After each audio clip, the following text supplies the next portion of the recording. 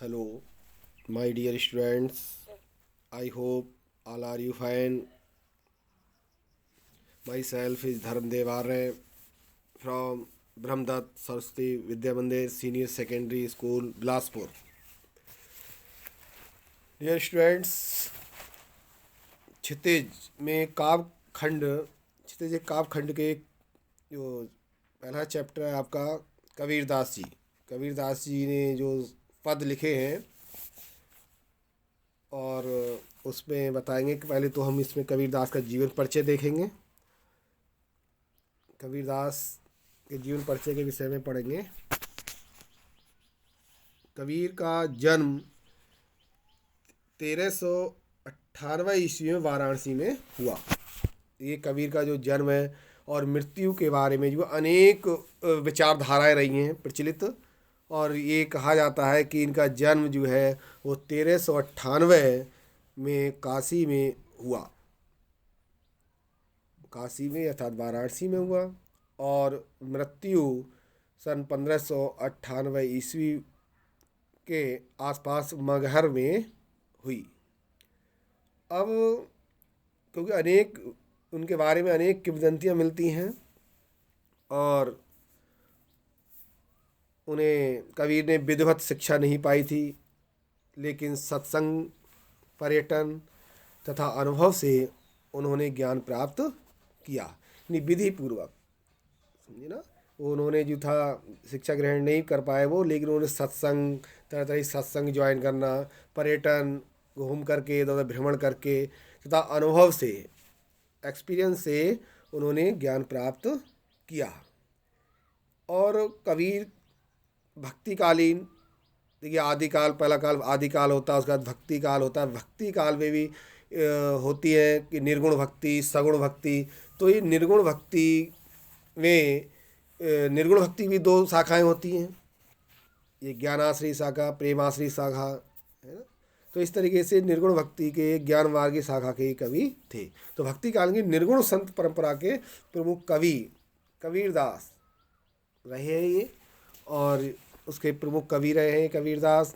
इन्होंने मुख्यतः कबीर ग्रंथावली से संग्रहित है ये रचनाएं इनकी, जो कि ये साखी, सबद, रमैनी, ये कबीर ग्रंथावली बीजक, जो इनकी रचनाएं बीजक भी है, क्योंकि कबीर पंथ उनकी रचनाओं का संग्रह जो एक प्रकार से बीजक ही प्रमाणिक माना गया है। जो मुख्य ग्रंथ है उनका वो बीजक है, कि लेकिन कबीर की जो रचनाएं हैं वो कबीर ग्रंथावली में संग्रहित है, लेकिन उनका मुख्य ग्रंथ क्या है, वो बीजक है। देखिए इसमें, और लेकिन कुछ रचनाएं क्या हैं, गुरु ग्रंथ साहब में भी संकलित हैं, गुरु ग्रंथ साहब के भी संकलित हैं।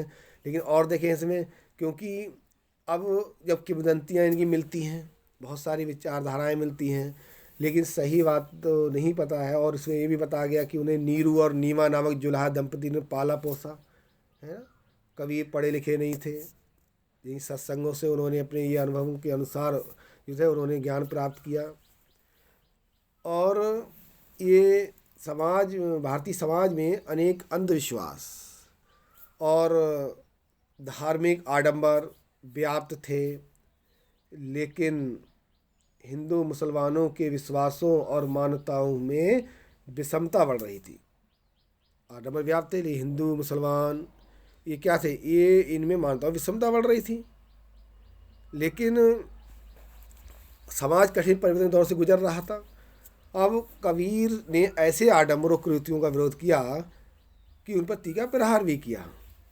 विश्वास था कि प्रेम पूर्ण भक्ति से ईश्वर को प्राप्त किया जा सकता है, दिखावे से नहीं, है ना। तो ये सब इसमें बताया गया। अब क्या है इसमें देखें, और भी आगे देखते हैं। कबीर जो थे वो अत्यंत उदार, निर्भय तथा सदग्रस्त संत थे, यानी अच्छे ग्रस्त संत थे, राम और रहीम की एकता में विश्वास रखने वाले। कबीर ने ईश्वर के नाम पर चलने वाले हर तरह के पाखंड, भेदभाव और कर्म कांड का खंडन किया, क्योंकि उन्होंने अपने काव्य में धार्मिक और सामाजिक भेदभाव से मुक्त मनुष्य की कल्पना की।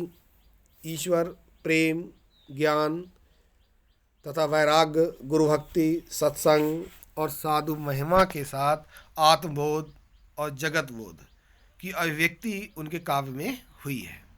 कबीर की भाषा ही, सहजता ही उनकी काव्यात्मकता की शक्ति है। जड़ भाषा के निकट होने के कारण उनकी काव्य भाषा में दार्शनिक चिंतन को सरल ढंग से व्यक्त करने की शक्ति जो है वो है। तो इसमें क्या है, कबीर की रचनाएं में देखा आपने कि बताया गया कि बीचक कबीर ग्रंथावली में संग्रहित है, उनका ग्रंथ जो है वो मुख्य बीजक है। कबीर का काव्य साखी, शबद रमैनी, है ना, के माध्यम से जाना जाता है। उनकी कुछ रचनाएं सिखों के धर्म ग्रंथ और गुरु ग्रंथ साहब में भी संकलित हैं। अब कबीर ने दोहा, चौपाई, पदसर का प्रयोग किया, लेकिन साखियों की भाषा राजस्थानी या पंजाबी मिश्रित हिंदी है। रमैनी और शबद की भाषा क्या है, पूर्व हिंदी के निकट है। रामचंद्र शुक्ल ने उनकी भाषा को सधुकड़ी कहा है, सधुकड़ी भी कहा है। इनकी भाषा, कबीरदास की भाषा सधुकड़ी या पंचमेल खिचड़ी जिसे कहते हैं। और कबीर को भाषा में इनका साफ दर्शन भी होते हैं। तो इस प्रकार से ये आपका ये जीवन परिचय कंप्लीट होता है। आगे नेक्स्ट इनके जो शबद पद हैं, देखिए इन्होंने, इसमें साखियाँ तो है नहीं आपके पाठ्यक्रम में इस बार, लेकिन इसमें शबद पद में पहला पद देखेंगे इसमें और समझेंगे, बुक में देखें और इसे ठीक से अपने समझ लेंगे। तो इसमें कबीरदास जी ने जो क्षितिज के अंतर्गत काव्यखंड में शब्द है, और इसमें शब्द के माध्यम से कबीर जो है वो ये संदेश देना चाहते हैं कि ईश्वर क्या है। ईश्वर सभी जगह है, सर्वत्र है, कण कण में ईश्वर विराजमान है, ये कबीरदास जी ने कहा है। और उसे किसी मंदिर, मस्जिद, तीर्थ स्थान या धार्मिक क्रिया के माध्यम से नहीं प्राप्त किया जा सकता है।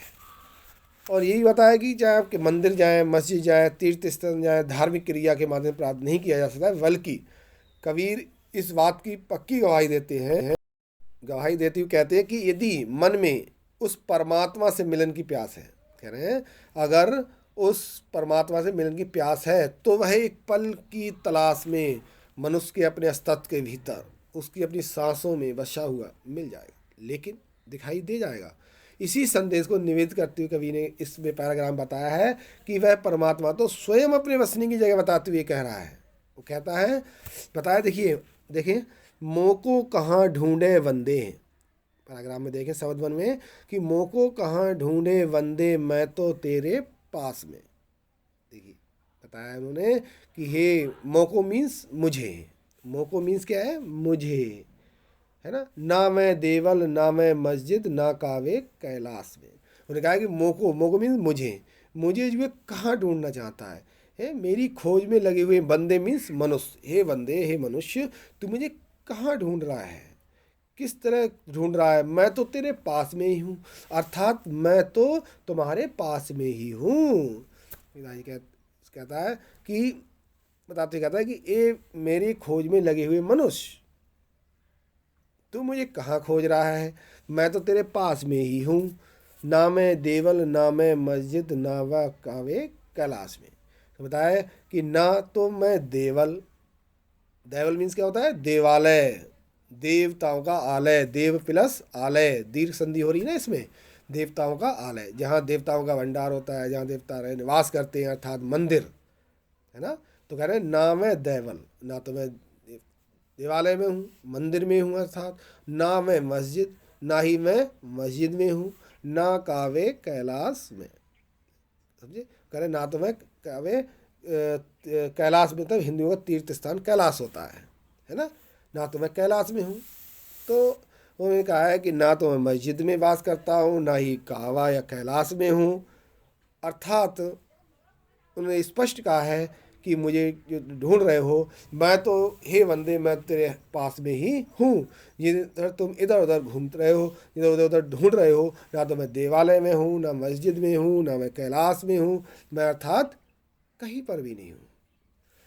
आगे देखें, ना तो कोने क्रिया कर्म में, नहीं योग वैराग में।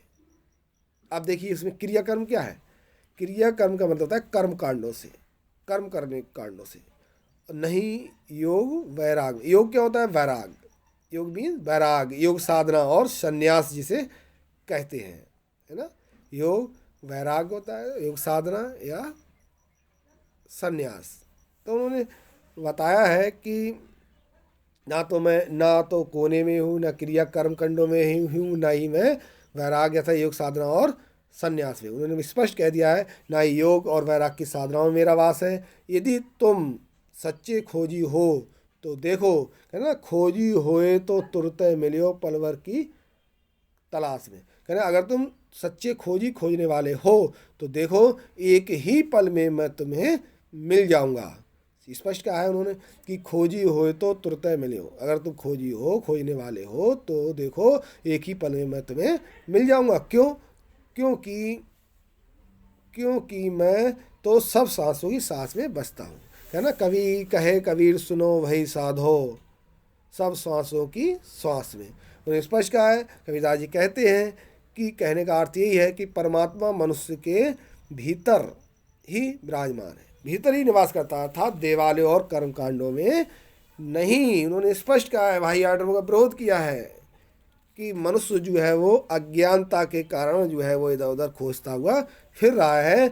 जिस प्रकार से हिरन देखा है, हिरन जो है इधर उधर जंगलों में घूमता फिरता है।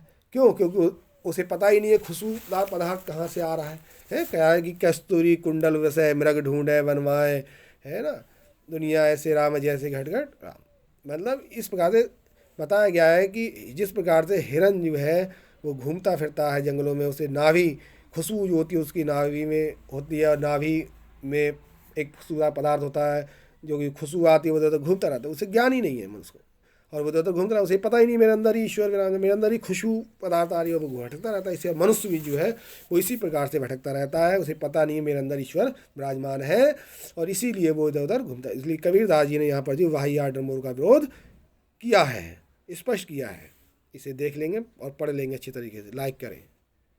तो ये इस प्रकार से इसमें दिखाया गया है, कबीरदास जी ने बताया है, वाहियात डंबोर का विरोध किया है, खंडन किया है ना, जैसे कि बताया है। और ईश्वर में इसमें विश्वास, सब यहाँ ईश्वर की सब व्याप्ति का भाव व्यक्त हुआ है।